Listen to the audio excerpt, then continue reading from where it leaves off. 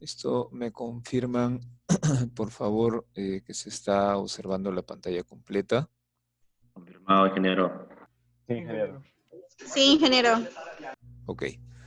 Bien, en la sesión de ayer, primero saludo a todos, buenas tardes, bienvenidos a esta nueva sesión.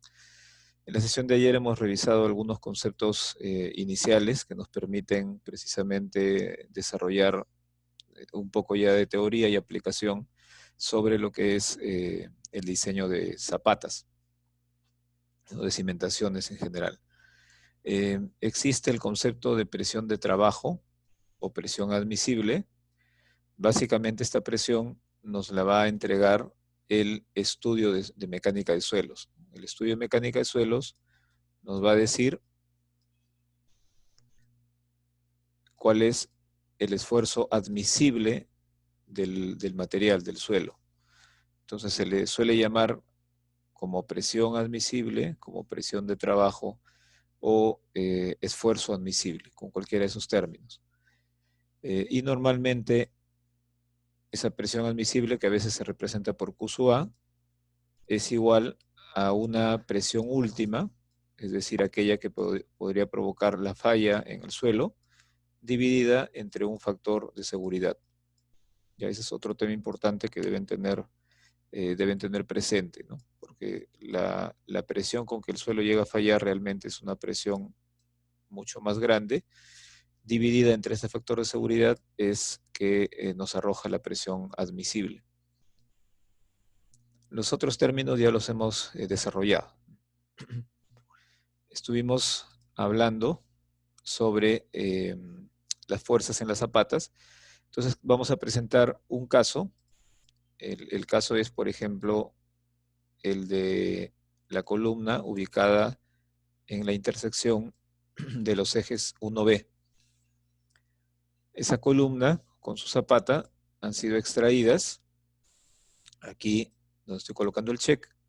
Y mostramos en color azul el momento flector del pórtico del eje 1 y podemos mostrar en color rojo un momento flector del pórtico del eje B. Entonces, tanto en la dirección del eje B hay momentos, como el trazado con rojo, como en la dirección del eje 1, como el que está trazado con color azul. Hacemos esta aclaración porque luego vamos a observar esta zapata en planta. Por aquí mismo la voy a poner en planta.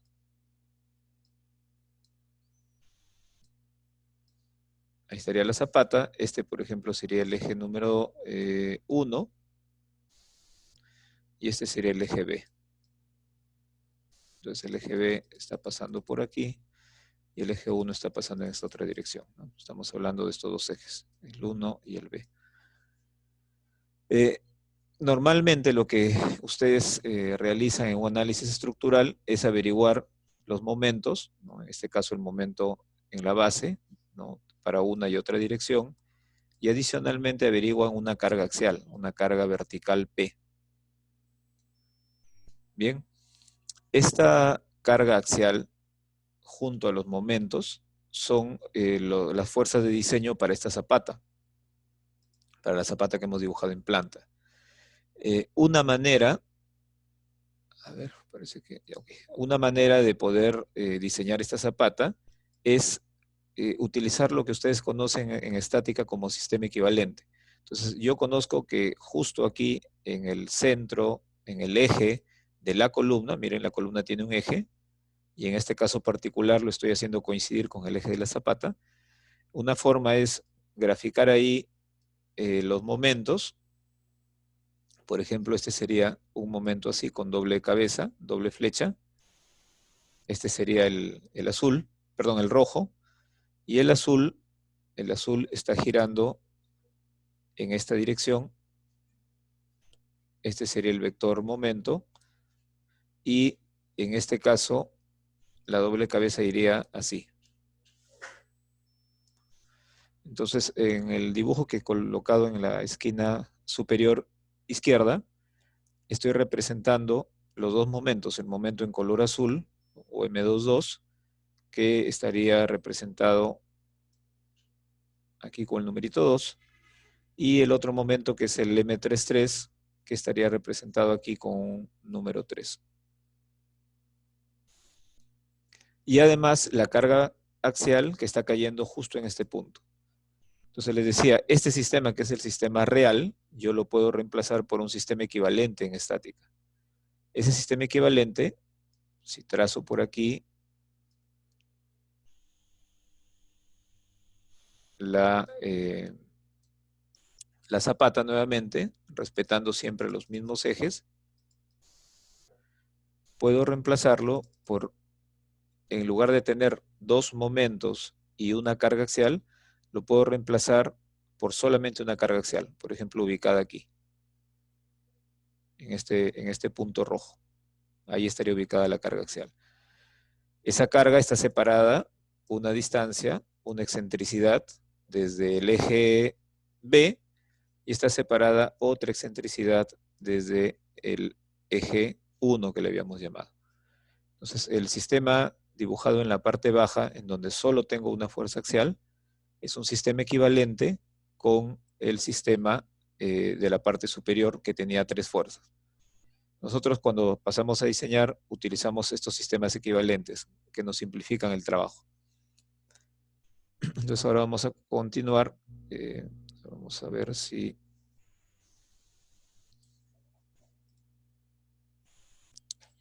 alguien generó estas líneas y las puede por favor borrar porque no tengo acceso en este momento al borrador. Si alguien que haya entrado para eliminar, hay una línea azul, gracias, y una roja por acá.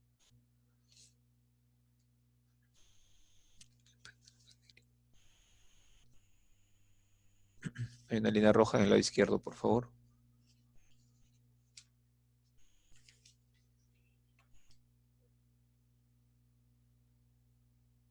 Ahí, por favor, que lo borren.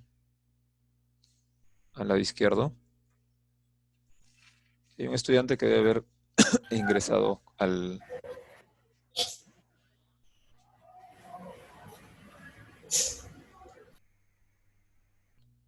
Ok, seguimos entonces. Por favor, no dejen de borrar esto si es que nos estorba más adelante, ¿ya? Entonces habíamos estado diciendo que este problemita lo íbamos a ver hoy día, ¿no? Justamente este problema se refiere a lo que acabo de explicar.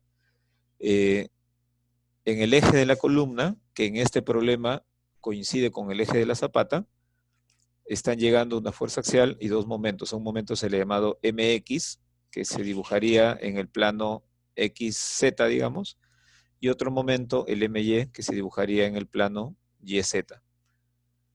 En otras nomenclaturas, o a veces en los software, puede decir MXX y significaría un momento alrededor del eje X. O sea, el MXX sería, por ejemplo, el que aquí yo estoy llamando MY, ¿no? Eso depende de la nomenclatura del software que utilicen o del programa de cómputo que empleen para calcular momentos, ¿no? O sea, si quiero hablar de un momento alrededor del eje X, sería este, no el MY, ¿no? Es alrededor del eje X. Otra manera de verlo, es decir, se llama MY porque está contenido en el plano YZ, ¿no? Esta curva y la flexión, la deformación de la columna, siempre estará contenida en el plano YZ. Entonces, si tengo un juego de fuerzas, carga muerta, carga viva, sismo, en una y otra dirección, cada una con sus signos, por ejemplo, una carga axial positiva significa que va en la dirección graficada, una carga axial, si hubiese alguna negativa, significa que sería en sentido contrario, es decir, provocaría tracción. Y en el caso de los momentos, un momento negativo, por ejemplo, el MY negativo, significa que es en sentido contrario al que está graficado en esta imagen. Entonces, lo que aquí se busca es averiguar, en primer lugar, o entender en primer lugar el sentido de las fuerzas, que ya lo estamos explicando, y en segundo lugar, queremos estudiar algo relacionado con el esfuerzo del terreno. Un estudio de suelos podría haber encontrado que un suelo en particular, por ejemplo aquí en Trujillo, falla, tiene un problema de falla estructural el suelo con un esfuerzo o presión última de 312.5 kilopascales o kilonewtons sobre metro cuadrado. Cuando nosotros vamos a diseñar en planta una zapata, usamos este dato si es que el estudio de suelos nos da este dato, y otras veces el estudio nos da un dato distinto, que es el esfuerzo admisible o neto, ¿no? El que ustedes tienen en la diapositiva que estuvimos revisando por acá, esta presión neta o admisible, eso es lo que nos da muchas veces el estudio de suelos, no tanto la última. Cualquiera de las dos, si a mí me da la última, la divido entre un factor de seguridad y tendré la admisible. Entonces, por favor, ustedes dividan la capacidad última que tenemos aquí, que es 312.5, divídanla, por favor, entre 2.5, deberían obtener este valor, 125, y divídala entre 3, deberían obtener este valor.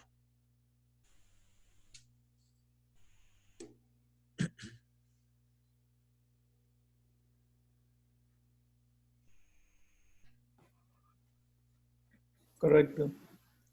Entonces, ¿por qué se utilizan estos factores de seguridad? Porque son los factores que la norma me indica. Me dice la norma es 0,50, ojo, la norma es 0,50, me dice emplea un factor de seguridad de 3 cuando la zapata que vas a dimensionar está sometida a cargas permanentes o cargas estáticas, dicen algunos textos, ¿no? Cargas estáticas. En cambio, la misma norma nos dice si lo que vas a dimensionar es una zapata que está sometida a cargas dinámicas, por ejemplo, las que vienen de un sismo, o que son temporales, ¿no? Un sismo demora 1 minuto, máximo 2 minutos, entonces el suelo no va a estar sometido a esos esfuerzos altos toda la vida, sino solo por un instante, nos permite reducir el factor de seguridad a 2.5. Entonces, el cálculo hecho en la primera línea es cuando utilicemos fuerzas estáticas, fuerzas permanentes, cargas de gravedad en general, y el último renglón es para cuando hagamos intervenir, además de las cargas de gravedad, cargas temporales o dinámicas que generalmente son de sismo en nuestro país. ¿Qué se hace entonces? Voy a trazar una línea, suponiendo que fuera el nivel de piso terminado. Vamos a colocar aquí, por ejemplo, personas. Vamos a colocar mobiliario. Entonces, el peso de estas personas, el peso inmobiliario, que se ubica sobre la zapata, estoy trazando acá unas líneas punteadas para indicar que es el área proyectada sobre la zapata. Esos pesos, por ejemplo, aquí me dice el problemita que se refieren o significan 3 kilopascales. Los estoy restando por aquí, 3 kilopascales.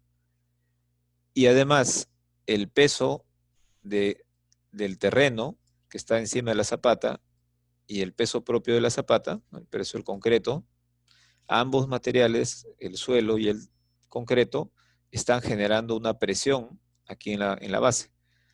Entonces, la norma nos dice que podemos trabajar con el peso del terreno, por ejemplo, 18 kilonewtons sobre metro cúbico, y el peso del concreto, o que puedo emplear un peso específico ponderado, ¿no? No es exactamente un promedio, no es la suma de ambos entre 2, sino ponderado, ¿no?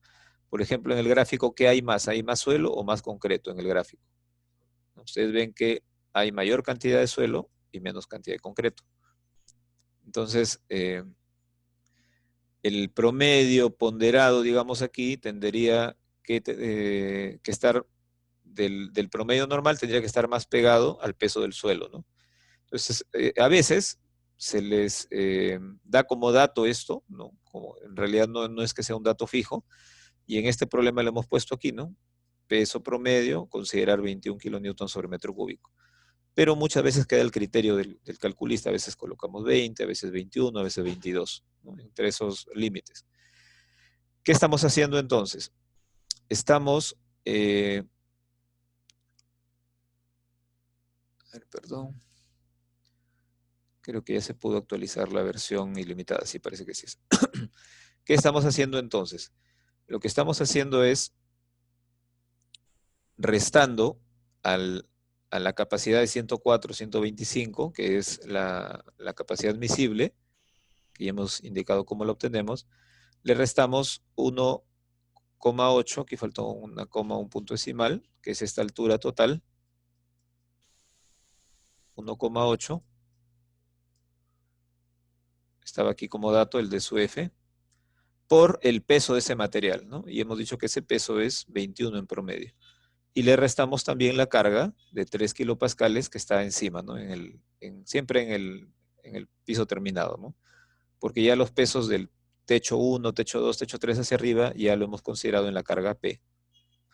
Entonces, cuando vamos a diseñar una zapata, vamos a utilizar 63 kilopascales o 64 kilopascales. Esos serán los valores que debemos emplear. Ya, por si acaso se quiera colgar la sesión, permítame un instante. Instante.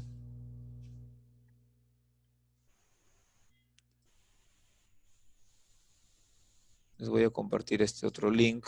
Deberíamos mantenernos en el mismo si se ha realizado la actualización que especifica la versión ilimitada, ¿no?, que la universidad ha comprado. Esperemos que así sea. Ya. Si se cortara y al intentar ingresar al mismo link no lo pueden hacer, ingresan a este link que les acabo de compartir, ¿no?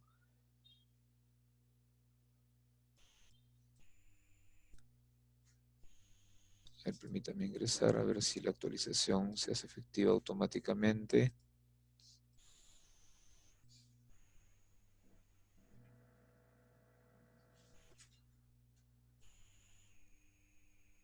Bueno, solo me pidió la actualización. Esperemos que no se corte porque hay 17 minutos. Ok, entonces seguimos.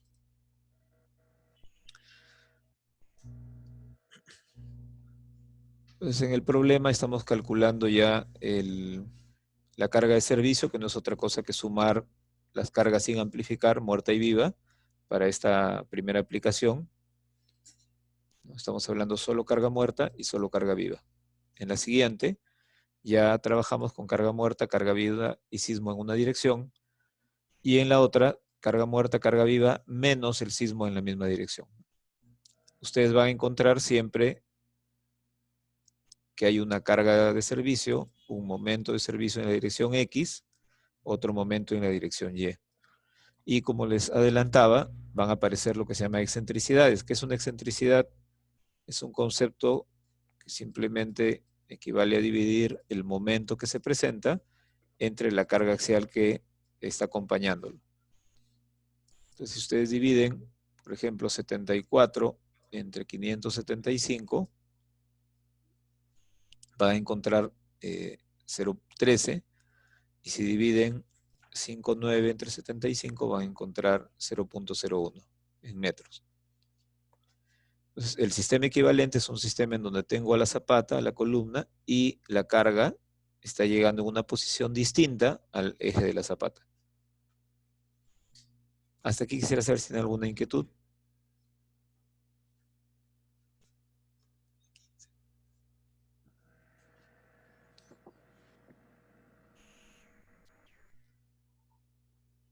Sí, ingeniero, ¿Está claro? ninguna duda. Así, a ver. En la diapositiva anterior, ¿dónde puedo conseguir esas fórmulas de la carga neta? ¿Te refieres cuando dividimos entre 3 y entre 2,5? O, Claro, o lo que está abajo, los dos últimos renglones, estos dos. los dos últimos. Bueno, lo que nos indica el reglamento, la norma, es que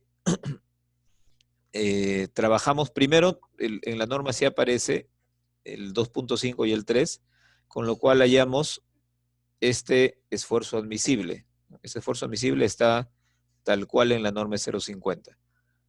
¿Ok? Pero lo que la norma nos indica es que los esfuerzos que transmiten las estructuras no deben superar el esfuerzo admisible del terreno, que es justamente el esfuerzo que estoy aquí colocando, ¿no? Entonces, en los libros de MacGregor, McCormack, Nilsson, por ejemplo, vas a encontrar esta misma expresión. O sea, vamos a decir, capacidad neta es igual a capacidad admisible menos el peso del suelo y el terreno, y menos el peso de la sobrecarga o carga de piso. Ya, en la norma como fórmula no aparece. Ah, ok. Gracias. Entonces, si por ejemplo yo tuviera que hacer mi diseño solo para carga muerta y viva, miren, cuando tengo carga muerta y carga viva, están viendo ustedes que los momentos para carga muerta y para carga viva son pequeñísimos, ¿no? Entonces, cuando son tan bajos, uno puede despreciarlos porque no van a influir en los resultados.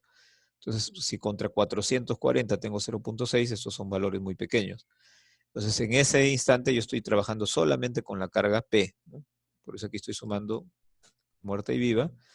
Y abajo estoy calculando entonces el área requerida, ¿no? Divido el peso entre el Q neto y obtengo el área requerida. Entonces, es muy sencillo determinar el área de una zapata si solamente actúan cargas axiales o los momentos son tremendamente bajos, ¿no? Simplemente es aplicando la ecuación que ustedes tuvieron siempre en resistencia, ¿no? Esfuerzo axial, o normal, perdón, es igual a P entre A. Entonces, en lugar de usar o de calcular el esfuerzo, ustedes tienen ese dato, que es el esfuerzo neto del terreno. El P es el P de servicio siempre, son cargas sin amplificar. Y el área sería el área de la zapata, ¿no? Entonces, esta fórmula de resistencia de materiales la podemos aplicar tal cual en nuestros proyectos, siempre que la carga caiga justo en el centro de la zapata, ¿no? Si la carga cae en el centro de la zapata, puedo aplicar esto de manera directa. Y Entonces, cuando no, ingeniero. lo que necesitaría sería 9.24 metros cuadrados.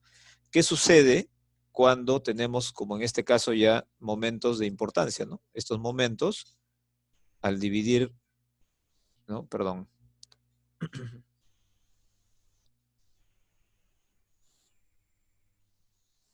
Eso se quedó ahí. Al dividir aquí el momento entre P, ¿no? El momento entre P voy a obtener una excentricidad, y aquí de igual manera, ¿no? Al dividir el momento en el otro sentido, también entre P, obtengo la excentricidad, ¿no? Entonces, si la excentricidad me está dando, por ejemplo, hacia la derecha y hacia arriba, voy a tener que dimensionar la zapata para esta condición. Ya no voy a poder utilizar la expresión esfuerzo es igual a carga entre área. Esa fórmula ya no es válida, ¿no? Ya no se aplica. ¿Qué estamos haciendo aquí abajo? Aplicándola como si fuese un tanteo nada más. O sea, para tener una idea, divido P entre A y digo que necesito 7 metros cuadrados de zapata. Seguramente cuando haga el cálculo me va a salir 8, 9 o 10 metros cuadrados. O sea, solamente es para tener una idea de un valor inferior, pero esta no es la respuesta todavía, ¿no? En un instante vamos a ver la respuesta. Ingeniero, Sí, entonces el tanteo sería como un predimensionamiento, ¿no?